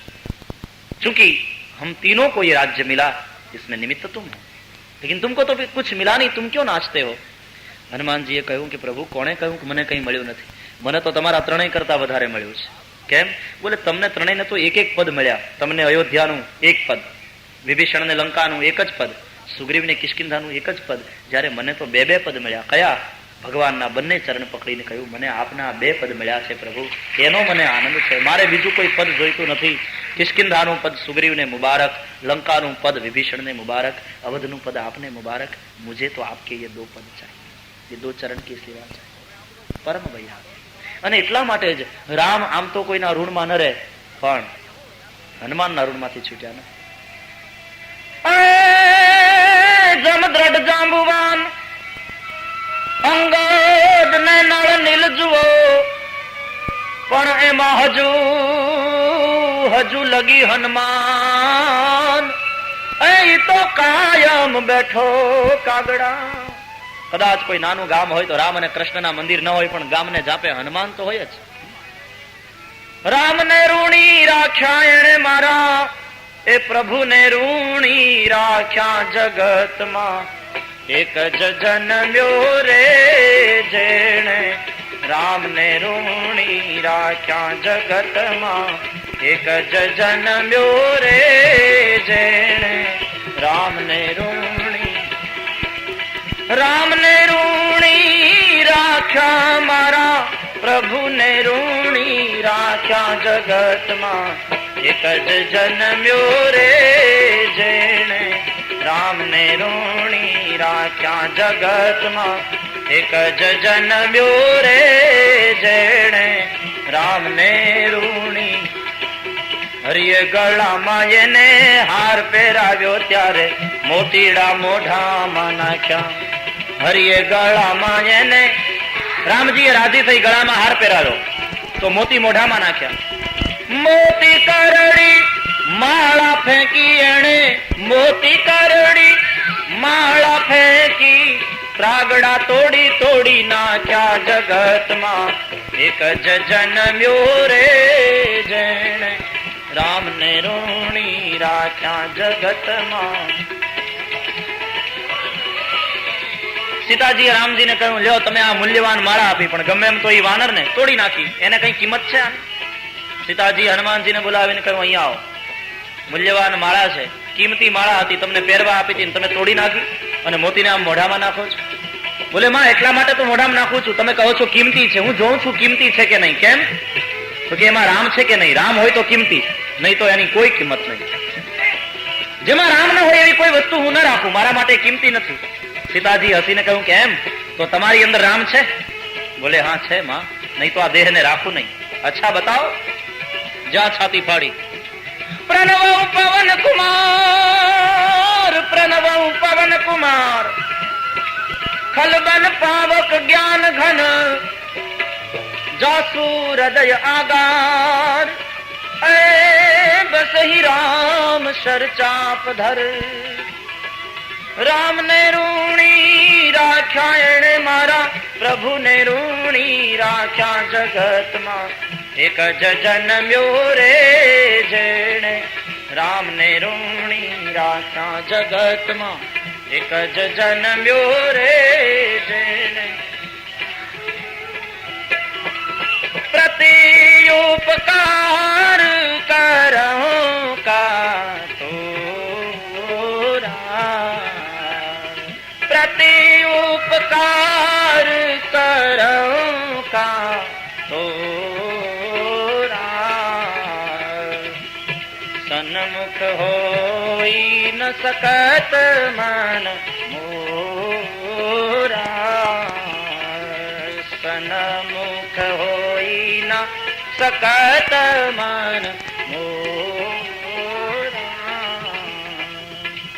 હનુમાનજી મહારાજના ઋણમાંથી શ્રી રામ છૂટી શક્યા નથી. વારંવાર હનુમાન સામે જ્યારે જ્યારે રામ જોએ એનું મોઢું ઝૂકી જાય, મસ્તક ઝૂકી જાય. પાછા આવ્યા પછી ભરતને પણ કહે ને, ભરત ભાઈ કપી સે ઉરીને હમ નાહી. આ હનુમાનના ઋણમાંથી હું નહીં છું. જય હો.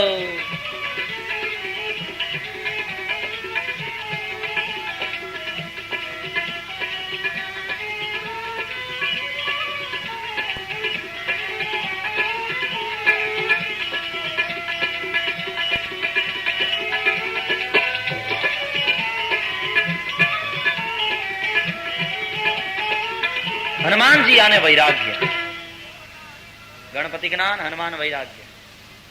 નંદી શિવજીનું વાહન એ ધર્મ, એના 4 ચરણ, તે ધર્મના 4 ચરણ આપણે જોઈ ગયા, સત્ય, તપ, પવિત્રતા, દયા. નંદીની આગળ કાચબો છે. કાચબો શું કામ ત્યાં? કદી વિચાર કર્યો છે? શિવાલયમાં દર્શન તો કરીએ છીએ, કભી સોચા નહીં કુર્મ ક્યો હે? કાચબો એ સંયમ છે, સંયમનું પ્રતીક. યથા સંહરતે ચાયમ કુર્મોંગાની સર્વશઃ ઇન્દ્રિયાણિન્દ્રિયાર્થેભ્યઃ તસ્ય પ્રજ્ઞા પ્રતિષ્ઠિત. સંયમ એટલે ઇન્દ્રિયોને વિષયોમાંથી પાછી વાળવી, ખેંચી લેવી. જે રીતે કાચબો પોતાના અંગોને પોતાનામાં સમેટી લે છે, એ રીતે ઇન્દ્રિયોને અંતર્મુખ કરવી. સંયમ, સાધનામાં સંયમની બહુ જરૂર છે. યોગના સંદર્ભમાં જો શિવાલયના દર્શન કરીએ તો પ્રાચીન કાળમાં સામાન્ય રીતે આમ પેલા 5 પગથિયા, શિવાલયમાં જઈએ ને મંદિરના, એટલે પેલા 5 પગથિયા હોય, પછી થોડું આમ ચાલવાનું, વળી પાછા 5 પગથિયા આવે, એ ચડો એટલે મંદિરમાં પહોંચી જાવ. એ પેલા 5 પગથિયા એટલે 5 યમ, પછીના 5 પગથિયા એટલે 5 નિયમ, અને પછી આગળ ચાલો એટલે નંદી આવે. નંદી એટલે આસન. યમ, નિયમ, આસન. જુઓ નંદી કેવો આસન લગાવીને બેઠો છે, એનું ધ્યાન શિવજી સામે છે. शिव का ध्यान करना है, परम तत्व का ध्यान करना है तो आसन सिद्ध करना होगा, जैसे नंदी ने किया. પણ યમ નિયમ વિના આસન સિદ્ધિ નહીં થાય. કથા સાંભળવી હોય તો આસન સિદ્ધ કરવું પડે ને, 3-3 કલાક એક જ ઠેકાણે બેસી રહેવાનું. આપણે એના જ વાંધા છે, આસન સિદ્ધ થતું નથી. શરૂઆતમાં તો ઉઠ બેઠ કર્યા જ કરીએ, તો અહીંયા થોડુંક બાઉન્ડેશન છે તમને, એટલે બંધન છે. 20 મિનિટ બેસે, પાછો આંટો મારી આવે, પગ છૂટા કરી આવે, વળી પાછો આવે, વળી બેસે. 2-3 દિવસ જાય એટલે પછી થોડી પ્રેક્ટિસ થઈ જાય એટલે ઉઠવાનું તો બંધ થાય, પણ પોઝિશન જ ચેન્જ થતી. થોડી વાર ડાબો પગ ઊંચો કરે, થોડી વાર જમણો ઊંચો કરે, થોડી વાર આમ વાંકો થઈને બેસે, થોડી વાર આમ વાંકો થઈને બેસે. એટલી બધી એની પોઝિશન બદલાય.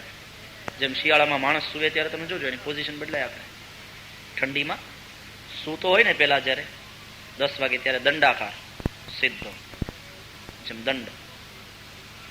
પછી રાતના 1 વાગે જોશો તો ધનુષ્યાકાર થઈ ગયો.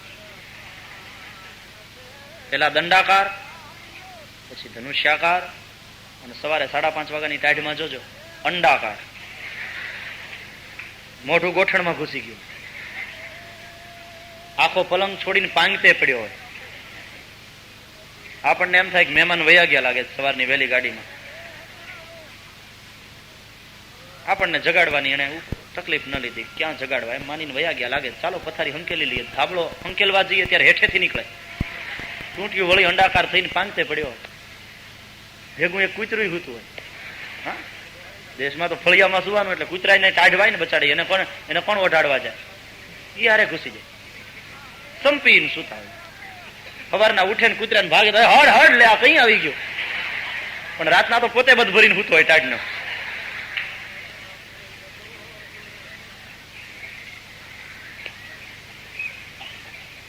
પોઝિશન ચેન્જ થયા કરે. થોડી વાર ડાબો ઊંચો, થોડી વાર જમણો પગ ઊંચો, થોડી વાર આમ ગોઠણિયા વાળીએ, થોડી વાર પલોઠી વાળીએ, થોડી વાર પગની માથે પગ ચડાવીએ. એમાં જો સંકળાશ હોય અને એકદમ નજીક નજીક બેઠા હોય, આપણો ગોઠણ બાજુના વાળાના ગોઠણ ઉપર પડતો હોય, ત્યારે તો પગ ઉપર રાખવાની ચોખ્ખી હુંસાતુસી ચાલતી હોય. આપણે ગોઠણ ઊંચો કરીને બાજુવાળાના ઉપર મૂકીએ તો બાજુવાળો એમ વિચાર કરે કે હું શું કામ દબાયેલો રહું, એ વળી હળવેકથી ઊંચો કરીને આપણા ઉપર મૂકે.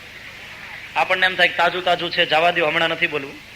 થોડી વાર પછી આપણે હળવેકથી ઉઠાવીને એના ગોઠણ માથે રાખવાનો ચોખ્ખો ઝઘડો ચાલતો હોય. અમને તો અહીંથી દેખાય ને ક્યાં ક્યાં શું ચાલે, ચોખ્ખા ઝઘડા થતા હોય.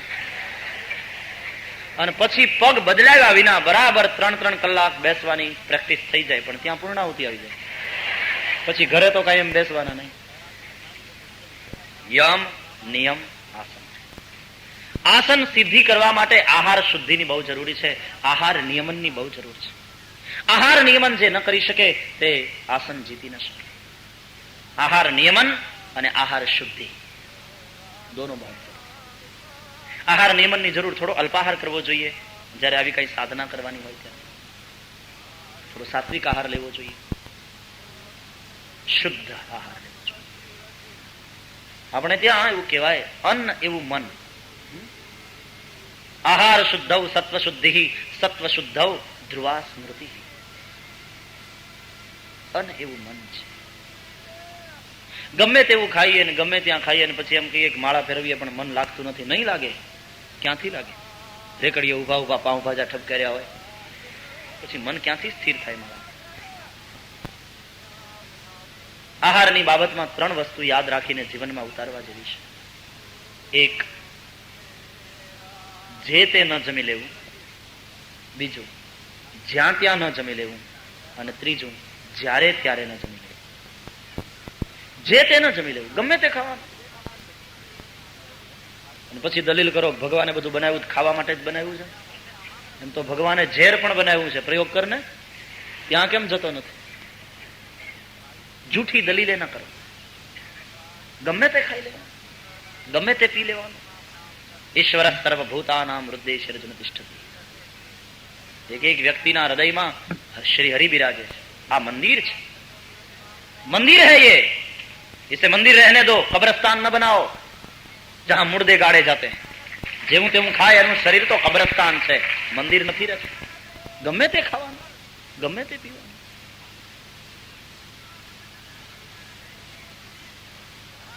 હું અમેરિકા ગયા વર્ષે હતો તો મને એવા સમાચાર મળ્યા કે તકલીફ તો એ કે આપણા ભાઈઓ ખાતા થયા. મુझे बहुत दुख हुआ.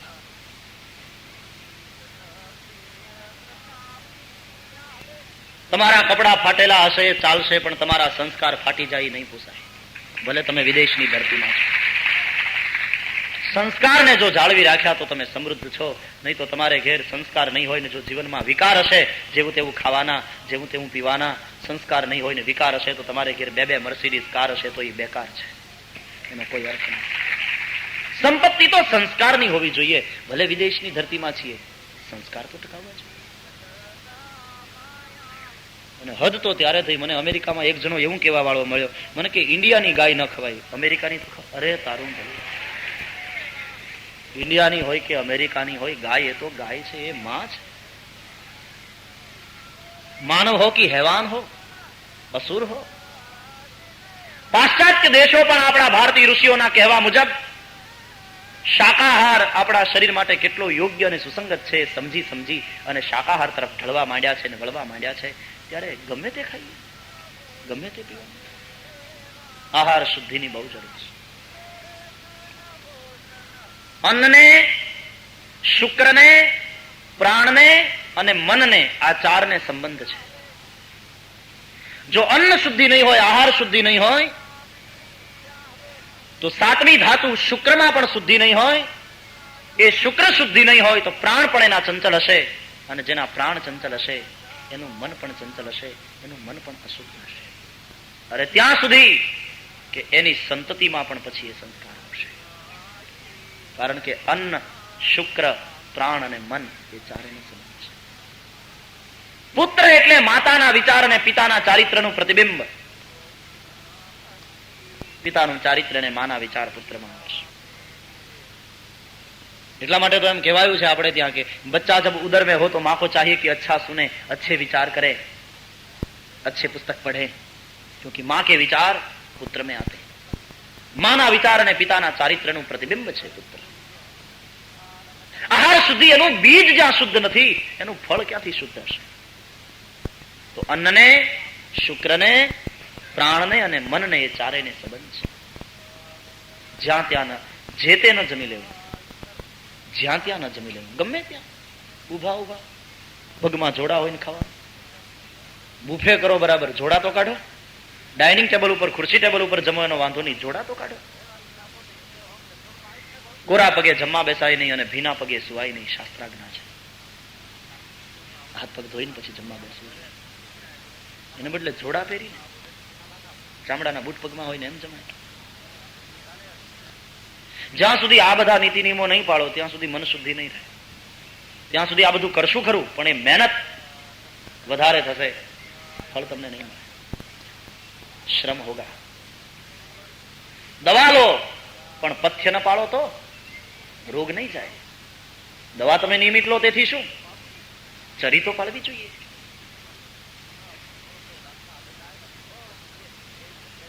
જ્યાં ત્યાં ન જમી. અમારે મુંબઈમાં તો ખાવધરા બજારો ઉભી થઈ ગઈ.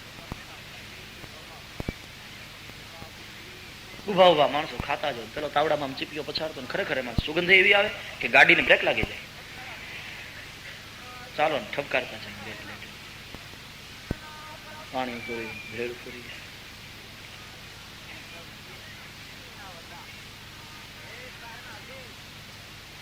પૂરીને વળી આમ તોડે, એમાં વળી ચણા અને ક્યાંક મઠ ને એવું બધું નાખી માટલામાંથી આમ જબોળી આવવા દે. મોઢું એવડું ખુલે,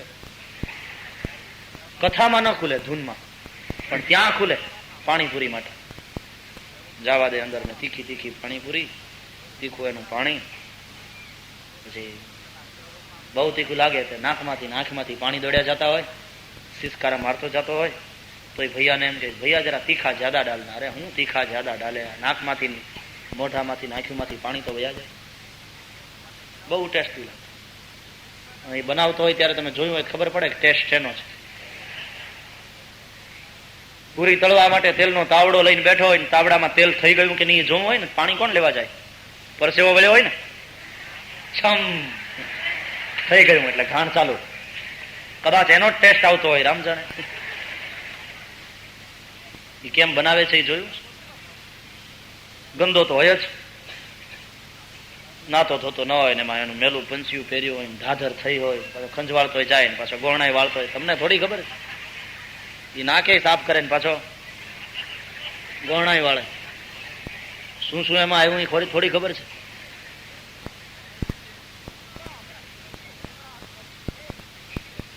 જો કે આ બધું લોકો શુદ્ધ જ માને છે. કંદોઈની બગલ કાયમ શુદ્ધ, બહેનોનું નાક,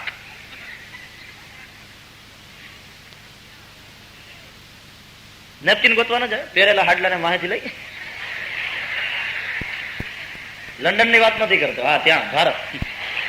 તમે તો બધા સુધરેલા એટીકેટ, કિચનમાં ચપ્પલ પહેરીને ફરો એવા તમને કહેવાય?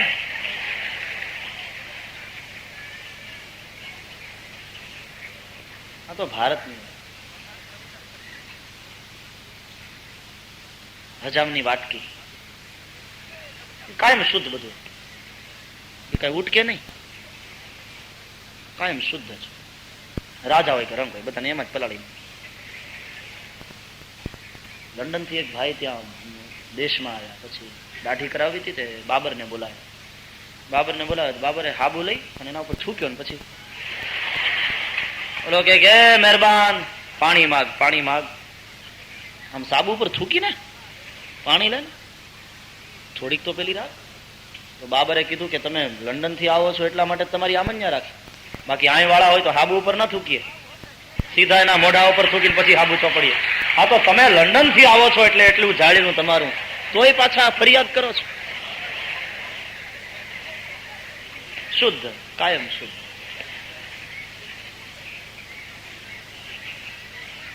જે તે ન જમી લેવું, જ્યાં ત્યાં ન જમી લેવું, અને જ્યારે ત્યારે ન જમી લેવું. ગમે ત્યારે. રાત્રિના 11:30 થી માંડી અને 3:30 સુધીનો કાળ એ નિષિદ્ધ કાળ છે. આસુરી વેળા કહી છે ઋષિઓએ, એમાં ખવાય નહીં. 12 વાગે 2 વાગે જ બધા ગાડીઓ લઈને જાજે વાગે ખાવા. અને એમાં ભારતમાં તમે જોયું હશે, મેં તો ઓબ્ઝર્વ કર્યું છે કે આ શાક માર્કેટ હોય ને ત્યાં લોકોની રેકડીઓ હોય ને હોય. બહેનોની ઘરાકી મોટી ને શાકભાજી લેવા આવે એટલે એમ થાય ચાલો ને એક પ્લેટ. અને પછી મધ્યમ વર્ગનો માણસ પછી પતિ રાતના જમ્યા પછી એમ કે હવે હિસાબ લખાવી દેજો આજનો. એ ડાયરી લઈને બેસે ને બેન હિસાબ લખાવવા માંગે.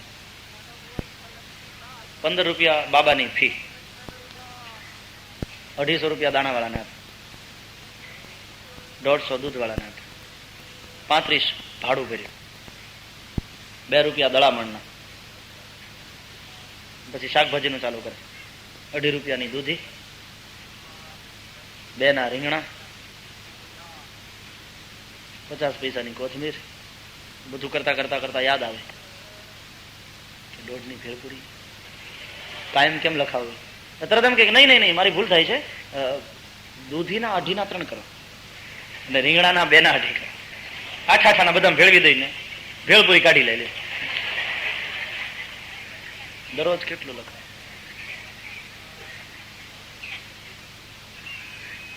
તો યમ નિયમ પછી આસન. આસન એટલે નંદી. યમ નિયમ આસન પછી પ્રાણાયામ. પ્રાણાયામ એટલે હનુમાનજી. પ્રાણાયામમાં વાયુ નહીં શુદ્ધિ હોય. આ વાયુપુત્ર છે હનુમાનજી. પ્રાણાયામ પછી પ્રત્યાહાર, તે પેલો કાચબો. પ્રત્યાહાર એટલે ઇન્દ્રિયોને વિષયોમાં જતી રોકવી અને પાછી ખેંચી લેવી, એ પ્રત્યાહાર. એક જણો મને કે પ્રત્યાહાર એટલે આપણે આહાર કરીએ ને જમીએ એ પછી જે ઓડકાર આવે એ. મેં કીધું તને કોણે કીધું? તો મારા ગુરુએ. મેં કીધું મળવા જેવા છે તો આ તને શીખવાડ્યું કોણે? આવું આહાર કર્યા પછી ઓડકાર આવે એ પ્રત્યાહાર? પ્રત્યાહાર એટલે ઇન્દ્રિયોને વિષયોમાંથી પાછી ખેંચી લેવી, એને વશ કરવી. પ્રાણાયામ દ્વારા શ્વાસને જીતવાનો. જીતાસન પછી જીત શ્વાસ. શ્વાસ જીતો. પ્રાણાયામમાં પૂરક, કુંભક અને રેચક એવી 3 ક્રિયાઓ હોય છે.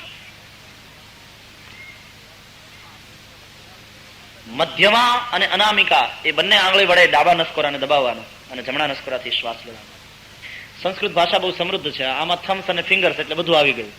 પણ સંસ્કૃતમાં બધી આંગળીઓના નામ અલગ અલગ છે. કનિષ્ઠિકા, મધ્યમા, અનામિકા, મધ્યમા, તર્જની અને અંગુષ્ઠ. તો મધ્યમા અને અનામિકાથી ડાબા નસકોરાને દબાવી જમણા નસકોરાથી મંત્ર ભણતા ભણતા શ્વાસ લેવાનો, એ પૂરક. પછી અંગૂઠાથી જમણા નસકોરાને પણ દબાવવાનું અને શ્વાસને રોકી રાખવાનો. બને એટલા ઈષ્ટદેવના મંત્રના જપ કરવાના, ઈષ્ટદેવનું ધ્યાન કરવાનું, એ કુંભક. અને પછી ડાબુ નસકોરું છોડી અને એનાથી શ્વાસ બહાર કાઢવાનો ધીમે ધીમે મંત્ર ભણતા ભણતા, એ રેચક. પૂરક, કુંભક અને રેચક આમ વ્યવસ્થિત રીતે જો પ્રાણાયામ કરશો, એક પ્રયોગ કરવા જેવો છે. તમને ગમે એટલી જૂની શરદી હોય, દરરોજના 12 પ્રાણાયામ કરો, તમારી શરદી મટી જશે. ખાતરીપૂર્વક કહું છું, યોગ છે. પણ વ્યવસ્થિત રીતે દરરોજના 12 પ્રાણાયામ કરો. પ્રાણાયામથી શું થાય છે કે શ્વાસનું સંતુલન પેદા થાય. રિધમ, તમે જો રિધમ બરાબર વાગતી હશે તો સંગીતમાં આનંદ આવશે ને. 2 તાળીની રિધમ, 2 તાળીની વચ્ચે સરખું અંતર હોવું જોઈએ તો આનંદ આવશે. હવે એ રિધમ બરાબર ન હોય, રિધમ તૂટે તો આખી મજા બગડે. એમ શ્વાસની પણ રિધમ હોવી જોઈએ. હોતા ક્યાં હે, જાજે ભાગે આપણી એક જ નાડી ચાલતી હોય છે, યા તો જમણી યા તો ડાબી. એટલે ઉચ્છ્વાસ જે બહાર નીકળે છે ને નસકોરામાંથી, એ બંને નસકોરામાંથી નહીં નીકળે. યા તો જમણા નસકોરામાંથી નીકળતો હશે યા તો ડાબા. આમ કરીને જુઓ તમે તો 2 માંથી એક જ નાડી ચાલતી હશે, કાં તો ડાબી કાં તો જમણી. પ્રાણાયામ દ્વારા શું થાય છે કે બંને નાડીઓ એક સાથે ચાલવા માંડે છે.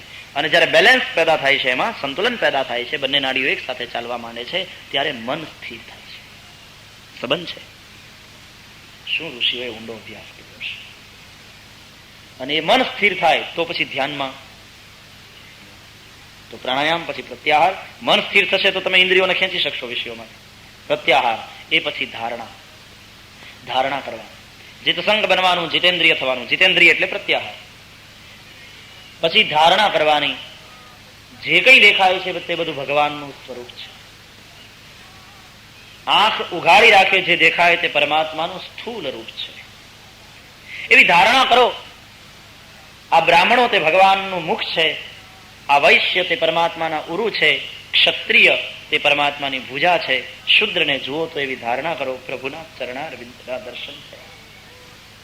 બ્રાહ્મણોસ્ય મુખમાસીદ બાહુ રાજન્ય ક્રતઃ ઊરુ તદસ્ય જદવૈશ્ય પદભ્યાઘ્નું શૂદ્રો અજાયત.